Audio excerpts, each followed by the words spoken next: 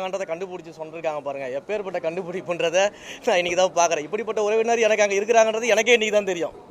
அப்போ அப்படிப்பட்ட இடத்துல இந்த மாதிரியான ஒரு பொய் செய்திகள் எல்லாம் பரப்பி விட்டுட்டு இருந்தாங்க.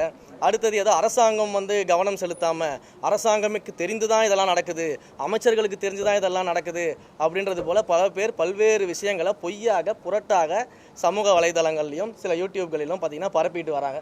ஸோ அதற்கு ஒரு விளக்கமாக தான் இந்த விஷயத்தை நம்ம சொல்கிறோம். என்னென்ன நடவடிக்கைகள் நம்ம எடுத்திருக்கோம் அப்படிங்கிறத நம்ம சொல்கிறதுக்காக தான் முக்கியமாக இன்றைக்கு செய்தியாளர்களை சந்திக்கிறோம்.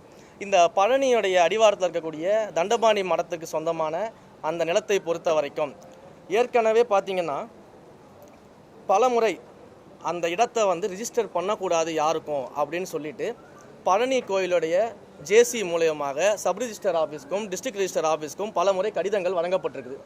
நீங்கள் அந்த கடிதங்கள் பார்த்தீங்கன்னா 15/9/2025, 16/11, 25/12 போன 2025 பார்த்தீங்கன்னா இந்த கடிதங்கள்லாம் நம்ம வழங்கியிருக்கிறோம். இதை தாண்டி கடந்த மார்ச் மாதம் 2026 மார்ச் மாதம் 27ஆம் தேதி அன்னைக்கு பார்த்தீங்கன்னா அந்த லேண்டை திரும்ப ரிஜிஸ்ட்ரேஷன் பண்ணுறதுக்கு ட்ரை பண்ணியிருக்கிறாங்க. ஒரு ஃப்ராட்லண்ட் சேல் டீடை வச்சு ரிஜிஸ்ட்ரேஷன் பண்ணுறதுக்கு ட்ரை பண்ணியிருக்கிறாங்க. ஸோ அதையும் நம்ம அன்றைக்கி பண்ண முடியாமல் போனதுனால என்ன பண்ணுறாங்கன்னா ஒரு ரெஃப்யூசல் ஸ்லிப் ஒன்று கொடுத்துட்றாங்க. இதை பண்ண முடியாது அப்படின்னு சொல்லிட்டு ரெஃப்யூசல் ஸ்லிப்பு ஒன்று அந்த ஏப்ரல் மாதத்தை 1ஆம் தேதி கொடுத்துட்றாங்க. அந்த ரெஃப்யூசல் ஸ்லிப்பை வச்சுக்கிட்டு அந்த ப்ரைவேட் பார்ட்டி என்ன பண்ணுறாங்க, ஒரு 2-3 பேர் சேர்ந்துக்கிட்டுனா கோர்ட்டுக்கு போகிறாங்க. ஸோ கோர்ட்டுக்கு போயிட்டு ஏப்ரல் 10ஆம் தேதி ஒரு ஆர்டர் ஒன்று வாங்குறாங்க. அந்த ஆர்டரில் பார்த்தீங்கன்னா கோர்ட்டு ஒரு வழிமுறையை கொடுக்குறாங்க. டாக்குமெண்ட்ஸ் எல்லாம் வெரிஃபை பண்ணி அது சரியாக இருந்தால் ரிஜிஸ்ட்ரேஷன் பண்ணலாம் அப்படின்ற டாக்குமெண்ட்ஸ் சரியாக இருந்தால் வெரிஃபை பண்ணி கேன் பி கன்சிடர்னு ஒரு ஆமாம் கேன் பி கன்சிடர்னு சொல்கிறாங்க. ஸோ அப்படி ஒரு ஆர்டரை கொடுக்குறாங்க. இந்த ஆர்டருமே வித்தின் த 1 வீக் ஒரு வாரத்துக்குள்ளே இதை செய்யணும் அப்படின்றது தான் கோர்ட்டுடைய அன்றைக்கு இருந்த ஆர்டராக இருக்கிறது. ஆனால் அதற்கு பிறகு பார்த்தீங்கன்னா அந்த ஆர்டரை வைத்துக்கொண்டு இப்போ ஜூலை மாதம் என்ன பண்ணுறாங்கன்னா 3ஆம் தேதி சப் ரிஜிஸ்டர் ஆஃபீஸ் அந்த ப்ரைவேட் பார்ட்டிஸ் மாதிரி ஆமாம் ஸோ சப் ரிஜிஸ்டர் ஆஃபீஸ்க்கு போகிறாங்க. போயிட்டு 3ஆம் தேதி இதை ரிஜிஸ்ட்ரேஷன் பண்ணணும்னு சொல்லி கேட்குறாங்க.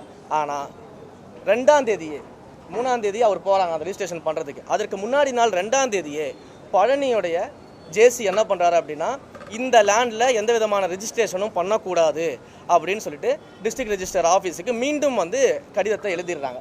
3ஆம் தேதியும் அந்த ரிஜிஸ்ட்ரேஷனை ஹோல்டு பண்ணி பெண்டிங்கில் போட்டுடுறாங்க. முயற்சி பண்ணுறாங்க நம்ம பெண்டிங்கில் போட்டுடுறோம் முயற்சி பண்ணுறாங்க. அப்போ இருந்த சப் ரிஜிஸ்டர் அப்போ அசிஸ்டன்ட் ஒருத்தர் ஒர்க் பண்ணிட்டு இருக்கிறாரு. நாங்கள் 1ஆம் தேதி ஒரு ட்ரான்ஸ்ஃபர் போடுறோம்.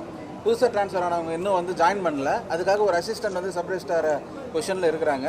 அவர் மறுத்துறாரு, இந்த பெண்டிங்கில் போட்டுறாரு அந்த டாக்குமெண்ட்டை ரெஜிஸ்டர் பண்ணால். பெண்டிங்கில் போட்டு முடிச்சதுக்கப்புறம் பார்த்தீங்கன்னா திரும்ப 6ஆம் தேதி ஒரு அடிஷ்னலாக சார்ஜ் எடுத்துக்கிறதுக்காக லீவில் இருக்கக்கூடிய இடத்துல ஒரு ஆள் சார்ஜ் எடுத்துக்கணும். அந்த பர்சனும் லீவில் போகிறதுனால சார்ஜ் எடுக்கணும். ஒருத்தரை முடிச்சிடறேன்.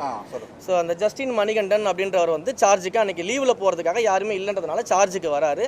அவர் இதை பற்றியான இந்த ஹிஸ்ட்ரியை தெரியாமல் என்ன பண்ணிடுறாரு அப்படின்னா அந்த ரிஜிஸ்ட்ரேஷனை அன்றைக்கி பண்ணி கொடுத்துட்றாரு. இது 6ஆம் தேதி நடக்குது.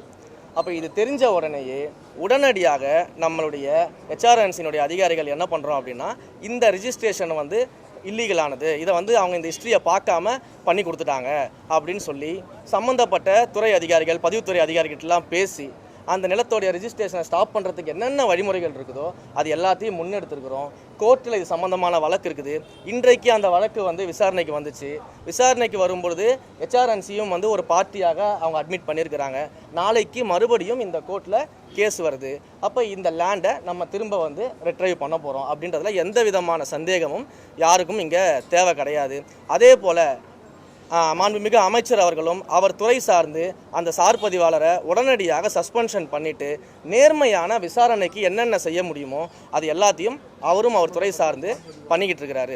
இப்படி லைன் பை லைனாக ஒவ்வொரு ஆக்ஷன்ஸாக நம்ம எடுத்துகிட்டு இருக்கும்பொழுது, ஏன்னா நாம் ஒரு அரசாங்கம் நடத்துகிறோம், சட்ட ரீதியிலான முறையில் நம்ம இந்த விசாரணை நடத்துகிறோம், நடவடிக்கைகள் இருக்கணும்னு சொல்லிட்டு இது ஒவ்வொன்றா நம்ம பண்ணிக்கிட்டு இருக்கும்பொழுது இந்த விசாரணையை என்னன்னே தெரியாமல் என்ன நடக்குது, அரசாங்கம் என்ன பண்ணுது, இது எதையுமே தெரியாமல் பொதுவாக அமைச்சருடைய உறவினர் இந்த லேண்டை வாங்கிட்டாரு, அமைச்சரோட இதில் கை இருக்குது, அமைச்சருக்கு தெரிஞ்சுதான் இது நடக்குது அப்படின்லாம் ஒரு பயங்கரமான வன்மத்திலையும் இந்த அரசாங்கத்தின் மேலே ஏதாவது ஒரு ஊழல் கரையை வந்து நம்ம பண்ணிட மாட்டோமா அப்படிங்கிறதுக்காகவும் எதிர்க்கட்சிகள் கங்கணம் கட்டிக்கொண்டு வேலை பார்க்குறது நல்லா தெரியுது.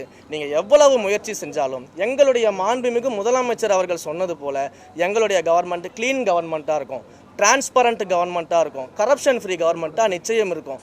தவறு செஞ்சவங்க யாராக இருந்தாலும் எந்த டிபார்ட்மெண்ட்டாக இருந்தாலும் எவ்வளவு பெரிய அதிகாரியாக இருந்தாலும் நிச்சயமாக நடவடிக்கை எடுப்போம். அதற்கான ப்ரொசீஜரில் தான் நாங்கள் இருந்துகிட்டு இருக்கிறோம். அந்த விசாரணைகள்லாம் நடந்துகிட்டு இருக்குது.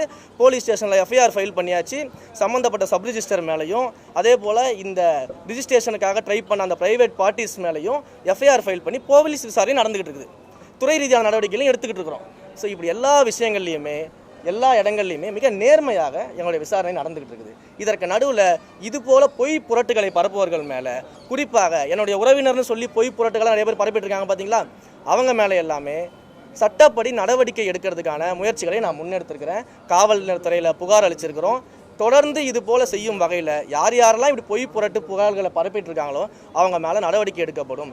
ஒருவேளை என்னுடைய உறவினர் தான் அந்த 100 கோடி சொத்தை வாங்கினாரு, அவர் தான் 2 கோடிக்கு பண்ணிட்டாருன்னு யாராவது நிரூபித்து ஆதாரம் இருந்தால் காட்ட சொல்லுங்கள். அப்படி எந்த ஆதாரமே இல்லாமல் பொய்யாக புதுசாக ஒரு உறவினரை எனக்கே உருவாக்கிட்டு இருக்காங்க. எனக்கே தெரியாது என் உறவினர் இருக்காங்கன்னு சொல்லிட்டு புதுசாக ஒரு உறவினரை உருவாக்குறாங்க. கடந்த காலகட்டத்தில் இந்த புதுசாக அப்பாக்களெல்லாம் உருவாக்கின மாதிரி, அண்ணன்களை பெரியப்பாக்கள்லாம் உருவாக்கின மாதிரி எனக்கு உருவாக்கிட்டு இருக்கிறாங்க. அப்போ எங்களுக்கு யாரை பற்றியும் கவலை கிடையாது. எங்களுக்கு மடியில் கனம் இல்லை, வழியில் பயம் இல்லை. நாங்கள் தைரியமாக இந்த விஷயத்தில் இருக்கிறோம்.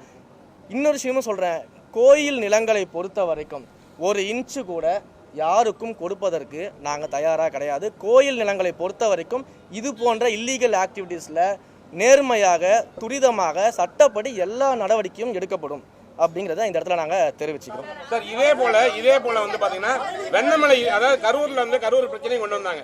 கரூரில் வந்து 4 கோயில்களில் இடம் வந்து அந்த இடம் வந்து பார்த்தீங்கன்னா உங்களுக்கு வந்து நீங்கள் கொடுத்ததா வந்து கோயில் இடத்த வந்து தாரவாத்து கொடுத்துட்டாங்க. அப்போ அதுவும் வந்து ஒரு விமர்சனம் வருது, செய்தியாளர் சந்திப்புன்னு சொல்லியிருக்காங்க. கரூர்லேயே 2 விதமான ஒரு குழப்பங்கள் இருக்குது. ஏன்னா ஒரு புறம் வந்து கோயில் இருந்து நீங்கள் கொடுத்துருக்கீங்க, அதே போல் வெண்ணமலையிலையும் வந்து மக்கள் வந்து ஏற்கனவே கவர்மெண்ட் ரிஜிஸ்டர் பண்ணதெல்லாம். அப்போ வந்து கோயில் இடம் இருந்த போது ஏன் ரிஜிஸ்டர் பண்ணாங்க? ஏன்னா இப்போ வந்து இப்போ என்ன இப்போ பண்ணுறதில்லைன்றீங்க, ஆரம்பத்தில் வந்து ஏன் பண்ணாங்க? இல்லை, அருமையான கேள்வி அண்ணன் கேட்டார். இதுவும் ஒரு பொய்யான புரபகேண்டா. கோயில் நிலத்தை தாரவாத்துட்டாங்க, கோயில் நிலத்தை பட்டா போட்டு கொடுத்துட்டாங்க, கோயில் நிலத்தை வந்து ஆக்கிரமிப்பாளர்களுக்கு கொடுத்துட்டாங்க, இப்படின்னு டிசைனாக கலராக வந்து போய் சொல்லி ரீல் சுற்றிக்கிட்டு இருக்கிறாங்க சில பேர். குறிப்பாக அண்ணன் நயினார் நாகேந்திரன் போன்றவர்கள்லாம் இது என்ன விஷயம், என்ன ஹிஸ்ட்ரி இருக்குது, என்ன சட்டங்கள் இருக்குது, இது எதையுமே பார்க்காம கலராக ரீல் சுற்றிக்கிட்டு இருக்கிறாங்க சமூக வலைதளத்தில். அதாவது இனாம் ஒழிப்பு சட்டம்னு ஒன்று இருக்குது. இது அண்ணனுக்கு தெரியுமா என்னன்னு எனக்கு தெரியல. இனாம் ஒழிப்பு சட்டத்தின் மூலமாக 1963-67 காலகட்டத்தில் வந்து பார்த்தீங்கன்னா பல்லாண்டுகளுக்கும் மேலாக அங்கே உழவு தொழில் செய்து விவசாயம் செய்து வந்த அந்த மக்கள், குடிவாரம்னு சொல்லக்கூடிய அந்த மக்கள் அங்கே வசித்து வராங்க. அப்போ அவங்களுக்கு அந்த இடத்துடைய உரிமையை கொடுக்கும் விதமாக, அந்த இடத்தை அனுபவித்து அவங்க வந்து அதற்கான பயன்பாட்டுக்கு கொண்டு வரும் விதமாக அந்த இனாம் ஒழிப்பு சட்டத்தின் மூலமாக அன்றைய காலகட்டத்தில் வந்து பார்த்திங்கன்னா ஃபுல் சர்வே, ஒரு செட்டில்மெண்ட் தாசில்தாரை போட்டு கம்ப்ளீட் சர்வே எல்லா வகையிலும் என்கொயரி பண்ணி யார் யாருக்கெல்லாம் நியாயமாக பட்டா வழங்கப்பட வேண்டும்னு முடிவு பண்ணாங்களோ அவங்க எல்லாருக்கும் அப்போவே பட்டா வழங்கிட்டாங்க. இவங்க சொன்னது போல் ஏதோ புதுசாக தாவேக்கா ஆட்சிக்கு வந்தோடனே பட்டா போட்டு கொடுத்துட்டோம் அப்படின்றது ஒரு அப்பட்டமான பொய். அது இனாம் ஒழிப்பு சட்டத்தின் மூலமாகவே அவங்களுக்கு பட்டா கொடுத்தாச்சு. பட்டா கொடுத்ததுக்கு பிறகு 60 ஆண்டுகளுக்கும் மேலாக அந்த மக்கள் வந்து அங்கே வசிச்சுட்டு வராங்க.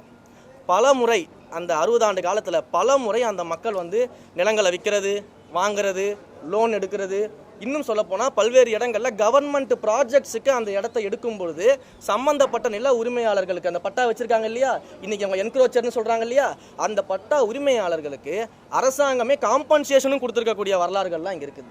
அப்போ அரசாங்கமே ஒருத்தர் காம்பன்சேஷன் கொடுக்குறதுனா அவருக்கு ரைட் இருக்கிறது தானே கொடுக்குறாங்க. அப்போ இதெல்லாம் அங்கே இருக்குது.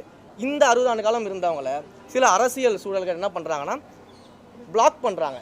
ஏன் பிளாக் பண்ணுறாங்க அப்படின்னா, இதெல்லாம் கோவில் நிலங்களுக்கு சொந்தமானது அப்படின்னு சொல்லி 1912 அந்த காலகட்டத்தில் இருக்கக்கூடிய ரிஜிஸ்டர்ஸை எடுத்து வச்சுக்கிட்டு அந்த ரிஜிஸ்டரை மென்ஷனாக பண்ணி இஓக்கள் மூலியமாக அன்றைக்கு இருந்த இஓக்களை வச்சுக்கிட்டு லெட்டரை மட்டும் கொடுத்து சப் ரிஜிஸ்டர் ஆஃபீஸ் மூலமாக இந்த இடத்தெல்லாம் பிளாக் பண்ணிடுறாங்க. எந்த விதமான டிரான்சாக்ஷனும் பண்ண விடாமல் பிளாக் பண்ணுறாங்க, 0 வேல்யூ பண்ணுறாங்க. அப்போ இந்த பிளாக் பண்ணதுனாலையும் டிரான்சாக்ஷனை 0 வேல்யூ பண்ணதுனாலையும் அங்கே இருக்கக்கூடிய மக்கள் எவ்வளவு கஷ்டப்பட்டுருக்காங்க, எவ்வளவு போராடி இருக்காங்க, எத்தனை போராட்டங்களுக்கான ஆதாரத்தை நான் கொடுக்க முடியும், முடிச்சிடுறேன். ஸோ இந்த மாதிரியான விஷயங்கள் நடந்துகிட்டு இருக்கும்போது அந்த மக்கள் ஒரு கல்யாணம் காட்சினா லேண்ட் அடிச்சு லோன் வாங்க முடியாது, ஒரு அவசர தேவைக்கு லேண்டை விற்க முடியாது, வீட்டை விற்க முடியாது, எந்த டிரான்சாக்ஷனும் பண்ண முடியாத ஒரு சூழலில் அவங்க மாட்டிக்கிட்டாங்க. இதற்கான போராட்டம் தொடர்ந்து நடந்துகிட்டு இருக்குது. அதே போல் கடந்த தேர்தலில் இதே அதிமுக பாஜக கூட்டணி வச்சு சந்திக்கும் பொழுது இந்த இனாம் விஷயம் தொடர்பாக மக்களுக்கு ஏற்றார் போல நாங்கள் என்னென்ன நல்ல நடவடிக்கை எடுக்கணுமோ அது எடுக்கிறோம்னு சொல்லி தேர்தல் அறிக்கையிலேயே கொடுத்துருக்காங்க. ஆனால் இன்றைக்கு அவங்க எதிர்த்து பேசுகிறாங்க. புரியுதுங்களா? அப்போ இந்த மாதிரியான விஷயங்கள் பண்ணிட்டு இருக்கிறோம். இதில் நியாயப்படி நீங்கள் பார்த்தீங்கன்னா மொத்தம் வந்து நம்மளுடைய கரூர் மாவட்டத்தை பொறுத்த வரைக்கும் 3071 இனங்கள் சர்வே நம்பர்ஸ் வந்து பிளாக்கில் இருக்குது. அதில் கோவில் நிலங்கள் 2024 சர்வே நம்பர்ஸ் பிளாக்கில் தான் இருக்குது. அதை யாராலையும் கை வைக்க முடியாது. ஓகேங்களா? அதே போல் பட்டா நிலம் 1167 நிலங்கள் இருக்குது. அதில் வந்து பார்த்தீங்கன்னா தெளிவான இனங்கள் கிளியர் கேசஸ் அப்படின்னு சொல்லிட்டு இனாம் ஒழிப்பு சட்டத்தின் மூலமாக பட்டா பெறப்பட்டு இண்டிவிஜுவல் நேம்ஸுக்கு பட்டா கொடுக்கப்பட்ட பிறகு அதற்கு பிறகு வந்தக்கூடிய யூடிஆர்லேயும் இண்டிவிஜுவல் நேமில் அவங்க பட்டா இருக்கும். அதற்கு பிறகு கம்ப்யூட்டரைஸ்டு பண்ணதுக்கப்புறமும் இண்டிவிஜுவல் நேமில் அந்த பட்டா இருக்கும். இந்த 3 ரிஜிஸ்டரையும் சரியாக சரிபார்த்து இந்த கிளியர் கேசஸ் இந்த கேசஸ் மேலே எந்த விதமான கோர்ட்டு வழக்குகளும் நிலுவையில் கிடையாது. எந்த கோயிலும் போயிட்டு எங்களுடைய லேண்டுன்னு சொல்லி சிவில் சூட் போட்டெல்லாம் வழக்குகளும் நிலுவை கிடையாது. அப்படி எதுவுமே இல்லாத இந்த கிளியர் கேசஸ் இருக்குது பார்த்தீங்களா, அதனுடைய பிளாக்ஸை மட்டும்தான், அவங்களுடைய டிரான்சாக்ஷன் இருக்கக்கூடிய பிளாக்கை மட்டும்தான் ரிலீஸ் பண்ணியிருக்கிறோம். இவங்க சொன்ன மாதிரி கோயில் நிலத்தை கொண்டு போய் பட்டா போட்டு கொடுக்கல, புதுசாக பட்டா போட்டு கொடுக்கல, இதெல்லாம் தான் நம்ம பண்ணியிருக்கிறோம். இதுதான் வந்து இங்கே இருக்கக்கூடிய நிகழ்வு. இதை வந்து மூடி மறைச்சிட்டு கோயில் நிலத்தை பட்டா போட்டு கொடுத்துறோன்னு ஒரு பொய்யான ப்ரொபகண்டாவை முன் வச்சுட்டு இருக்கிறாங்க. 3000 சொச்சம் ஏக்கர் டோட்டல் பிளாக்ல இருக்கு. அதுல கோயில் நிலங்கள் 2024 சர்வே நம்பர்ஸ் தான் இருக்கு. ஓகேங்களா? அந்த 2024ல நம்ம ஒரு இன்ச்சு கூட கை வைக்கல. இன்னுமே அதுல வந்து நீங்க வெண்ணமலை கோயிலே வரல. வெண்ணமலை கோயில் என்ன பிரச்சனை இருக்கு அதுல? ஏன்னா இதுல வந்து நீங்க ஒரு விஷயம் கேளுங்க, ஏதாவது ஒரு விஷயம் கேளுங்க. 4 கோயில்ல பேசிட்டீங்க. இதே அது ஒட்டி தான் வருது. வெண்ணமலை கோயில்ல என்ன பிரச்சனை? வெண்ணமலை கோயில் என்ன பிரச்சனை சொல்லுங்க. இல்ல யாராவது ஒருத்தரா கேளுங்களேன்.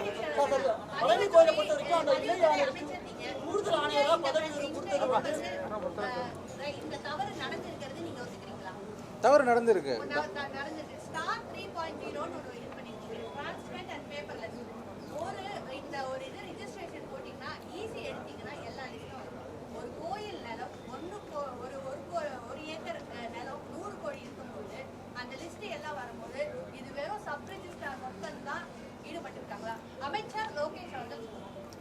அம்மா ஒரு விஷயம் நான் சொல்றேன், அவர் சொல்லுவாரு. சப் ரெஜிஸ்ட்ரார் இந்த சப் ரெஜிஸ்ட்ரார் தப்பு பண்ணாருன்னு தெரிஞ்சதுனால தான் அவர் வந்து நேற்றே சஸ்பெண்ட் பண்ணியாச்சு. அவர்கிட்ட நம்ம பேசும்போது ஓரலாக என்ன சொல்றாரு அப்படின்னா, கோர்ட் டைரக்ஷன் வச்சு நான் அந்த பத்திரத்தை பதிவு செஞ்சுட்டேன் அப்படிங்கிறாரு. என்ன அப்புறம் இப்போ நம்ம வந்து அந்த டாக்குமெண்ட் ஹோல்ட் பண்ணி தான் வச்சிருக்கிறோம். இப்போ என்ன கேட்டீங்க? ஸ்டார் அவருக்கு மட்டும்தான் தெரிஞ்சு நடந்துச்சான்றதுக்கு இல்லை அதுதான் சொல்கிறேன்ல, இவர் கோர்ட் டைரக்ஷன் வச்சு பண்ணியிருக்கிறாரு. இந்த கோர்ட் வந்து தலையிட்டு இது வந்து டாக்குமெண்ட்ஸ் கன்சிடர் பண்ணி you can be consider to register அப்படிங்கிற மாதிரி ஒரு டைரக்ஷன் கொடுத்துறாங்க. அதை வச்சு இவர் பண்ணுறேன்னு எங்ககிட்ட சொல்கிறாரு. பட் அது தவறு நடந்தது தான் சப் ரெஜிஸ்டரை நாங்கள் சஸ்பெண்ட் பண்ணிட்டோம், டாக்குமெண்ட்டை ஹோல்ட் பண்ணிட்டோம். அதுக்கு தான் சொல்ல வரவே இல்லை. அதுதான் விஷயத்துக்கு வரும். அவரு இப்போ அவர் சொன்னது போல அந்த தவறு நடந்திருக்கு. ஆமாம் அதுதாங்க சொல்ல வரேன். அவர் நான் கன்க்ளூட் பண்ணுறேன். ஏன்னா ஒரே விஷயத்தை சுற்றி வர வேண்டாம். நான் கன்க்ளூட் பண்ணுறேன். இருங்க இதில் சப்ரேஸ் நீங்கள் இன்னொரு கேள்வி கேட்டீங்க. சப்ரேஸ்டார் மட்டும்தான் இதில் வந்து சம்மந்தப்பட்டிருக்காரான்னு ஒரு கேள்வி கேட்குறீங்க. இவருக்கு மேலே யார் இருந்தாலும் இதில் யார் சம்மந்தப்பட்ட துறை ரீதியான நடவடிக்கை எடுத்தாச்சு. இதுக்கப்புறம் விசாரணையும் தொடங்கியாச்சு. இவருக்கு மேலே யாராக இருந்தாலும் அவர் மீது என்ன நடவடிக்கை எடுக்கணுமோ அத்தனை நடவடிக்கை எடுக்கப்படும்.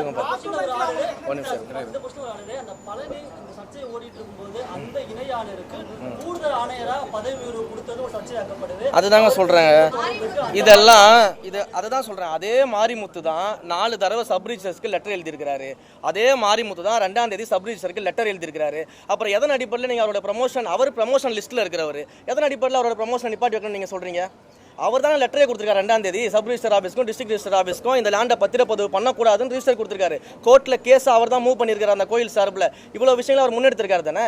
அப்போ இதில் என்ன அவருடைய ரெகுலர் ப்ரமோஷனை கொடுக்கறதுல என்ன பிரச்சனை இருக்குது? இதுக்காக departmental activities, regular promotions, transfers எல்லாத்தையுமே ஸ்டாப் பண்ணி வைக்க முடியும். இது என்னங்க? இது நிர்வாக ரீதியாக நடவடிக்கை எடுக்கக்கூடாதா? எதற்கெடுத்தாலும் வந்து மொட்டை தலைக்கும் முழங்காலுக்கும் முடிச்சு போகிறதுன்னு சொல்லுவாங்களா, அந்த வேலையை பார்த்துக்கிட்டு எல்லாருமே கலெக்டராக ரீல் சுற்றிக்கிட்டு இருக்கிறதுக்காக டிபார்ட்மெண்ட் வேலையை செய்யாமையாக இருக்க முடியும்? இது அவங்க தான் புரியாமல் பேசிக்கிட்டு இருக்கிறாங்க எல்லாருமே. சார், இப்போ உங்க மேல வதந்தி பரப்பப்படுது, உங்க மேலான குற்றச்சாட்டுகள் எதிர்க்கட்சி வைக்கிறாங்க, காலை முதல்ல சொல்றாங்க, புகார் கொடுக்கப்பட்டிருக்கு அப்படின்னு சொல்றீங்க. புகார் இதுக்கப்புறம் தான் கொடுக்க போறீங்க? புகார் நேற்றே கொடுத்தாச்சு சார், கமிஷனர் ஆஃபீஸில் புகார் கொடுத்தாச்சு. சம்மந்தப்பட்ட ஐடிஸு, எந்தெந்த யூடியூப் மீடியாஸு, எந்தெந்த முக்கியமான மீடியாக்களில் என்னுடைய உறவினர்னு சொல்கிறது, எனக்கு இதில் பங்கு இருக்குன்னு சொல்கிறது, ஆதாரம் இல்லாத குற்றச்சாட்டில் யார் யாரெல்லாம் வச்சுருக்காங்களோ ப்ராப்பர் லிங்கோட அவங்க செய்தியோட எல்லாத்தையுமே கமிஷனருக்கு கம்ப்ளைண்ட் கொடுத்துருக்குறோம். அதன் மேலே ஆக்ஷன் எடுப்போம். தொடர்ந்து இதே மாதிரி இழிவாக முறையில் இதே மாதிரி ஒரு பொய் புரட்டு செய்திகளை ஆதாரம் எல்லாம் பேசிகிட்டு இருந்தால் அடுத்த கட்ட நடவடிக்கைகள் எடுப்போம். சட்ட ரீதியாக கொடுத்தாச்சு, கம்ப்ளைண்ட் கொடுத்தாச்சு, எஃப்ஐஆர் இன்னைக்கு ஃபைல் பண்ணிடுவாங்க. 4 கோயிலை தவிர நான் ஒரு கேள்வி எனக்கு என்ன முடியல, அது நம்ம கேள்வி அதை முடிச்சுடுங்க. நேற்று நைட்டு தாங்க கொடுத்துருக்குறோம். அவங்களும் அதை பார்த்துட்டு எஃப்ஐஆர் ஃபைல் பண்ணுவாங்கல்ல. சாதாரண மக்களாக இருந்தாலும் ஒன்று தான், அமைச்சர் இருந்தாலும் ஒன்று தான். அமைச்சர்னா மட்டும் என்ன ஃபாஸ்ட் ஃபார்வர்டாக பண்ண முடியும்? அவங்க விசாரிச்சுட்டு எஃப்ஐஆர் போட்டு கொடுப்பாங்க. நாங்கள் எங்கள் வேலையை பார்த்துட்டு இருக்கிறோம். சார் ஐயா, ஏன் கேள்விக்கு பதில், ஏன்னா 4 கோயிலில் வந்து 4 கோயிலுக்கு அந்த இது பண்ணிட்டீங்க. இப்போ இன்னுமே அதுதான் சொல்லிட்டேனே, இதுக்கு சம்பந்தப்பட்ட எந்த ஒரு அதிகாரி, எந்த ஒரு தனிநபராக இருந்தாலும் சட்டப்படி நடவடிக்கை உட்படுத்தப்படுவார்கள். நாங்க தேவைப்பட்டா இதுக்கு மேல் விசாரணைக்கு எந்த வித லெவலையும் சிஎம் கிட்ட ரெக்வஸ்ட் பண்ணி நாங்க வந்து இப்ப 4 கோயில் 4 கோயில்ல வந்து அந்த பிரச்சனை வந்து முடிஞ்சது. அங்கேயே வந்து கரூர்லயும் இன்னொரு கோயில் இருக்குது பிரச்சனை, வெண்ணமலையில வந்து கேஸ் போட்டுருக்காங்க, கேஸ் ஓடிட்டு இருக்குது. அதுல என்னன்னா அதுல இதே மாதிரிதான் இனாமா கொடுத்ததுலயும் வந்து அவங்களுக்கும் பிரச்சனையா இருக்கு. அந்த கரூர் வெண்ணமலை கோயில்னால என்ன சிச்சுவேஷன் இருக்கு, என்ன மனு? வெண்ணமலை கோயில் மட்டும் இல்லை சார், கரூரை சுற்றில பல்வேறு கோயில்களில் இந்த பிரச்சனை இருக்குது சார். தெளிவாக சொல்கிறோம், முதல் கட்டமாக இந்த 4 கோயிலை எடுத்து இந்த 4 கோயிலில் கிளியர் கேசஸாக இருக்கக்கூடிய பிளாக்ஸை நம்ம ரிமூவ் பண்ணியிருக்கிறோம். இது முதல் கட்டமாக பண்ணக்கூடிய ஃபேஸ் 1 பணின்றதை மிக தெளிவாக சொல்லியிருக்கிறோம். கலெக்டர் அவருடைய அறிக்கையிலையும் அதை சொல்லியிருக்கிறாரு. இது எல்லாமே ஒரு ஸ்டெப் பை ஸ்டெப் ப்ரொசீஜராக பண்ண போகிறோம். இன்றைக்கு கோர்ட்டில் ஹியரிங் வந்திருக்குது, கோர்ட்டில் கவுண்டர் ஃபைல் பண்ண சொல்லியிருக்கிறாங்க.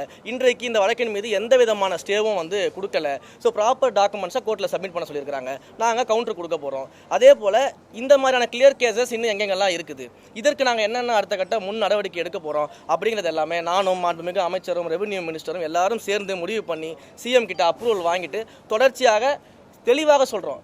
கோயில் நிலங்களை பாதுகாப்பதில் எங்களுடைய அரசு, இந்து சமய அறநிலையத்துறையும் மிக கவனமாக இருக்கிறது. கோயில் நிலங்களை ஒரு இன்ச்சு கூட யாருக்கும் விட்டுத்தர மாட்டோம். அதே சார் போல் இந்த மாதிரியான மக்கள் வாழ்வாதார பிரச்சனை, மக்கள் அவங்களுடைய இத்தனை ஆண்டு காலமாக வாழ்ந்து எல்லா டாக்குமெண்ட்ஸ் வச்சுக்கிட்டு பட்டா வச்சுக்கிட்டு அரசாங்கம் ஒரு ஆக்ட் போட்டு பட்டா கொடுத்து அதை கூட பயன்படுத்த முடியாத சூழலில் இருக்கும்போது அங்கு மக்களுக்காகவும் இந்த அரசாங்கம் செயல்படக்கூடும். அதனால் மக்கள் பிரச்சனையாக அணுகுவோம், கோயில் பிரச்சனையாக அணுகுவோம். இதில் நாங்கள் கிளியர் கட்டு டைரக்ஷனோட இருக்கிறோம். கடந்த ஆட்சிகள்லாம் நீங்கள் பார்க்கும்பொழுது எல்லாமே கோயில் நிலம்ன்ற சப்ஜெக்டுக்குள்ளே தான் போவாங்களே தவிர்த்து கோயில் நிலம், இனாம் நிலங்கள்னு நம்ம இன்னைக்கு ஸ்பிளிட் பண்ணி எல்லாத்தையும் பண்ணியிருக்கிறோம். ஸோ இது தொடர்ச்சியாக நடைபெறும். கோயில் நிலங்களை நாங்கள் விட்டு கொடுக்க மாட்டோம். அதே போல் மக்களையும் வந்து நாங்கள் எந்த இடத்துலையுமே வந்து பார்த்தீங்கன்னா அவங்களுடைய வாழ்வதை விட்டு கொடுக்க மாட்டோம். நன்றி. பிளே ஸ்டோர் மற்றும் ஆப் ஸ்டோரில் இருந்து பாலிமர் செயலியை QR கோடு மூலம் பதிவிறக்கம் செய்யுங்கள். செய்திகளை உடனுக்குடன் பெறுங்கள்.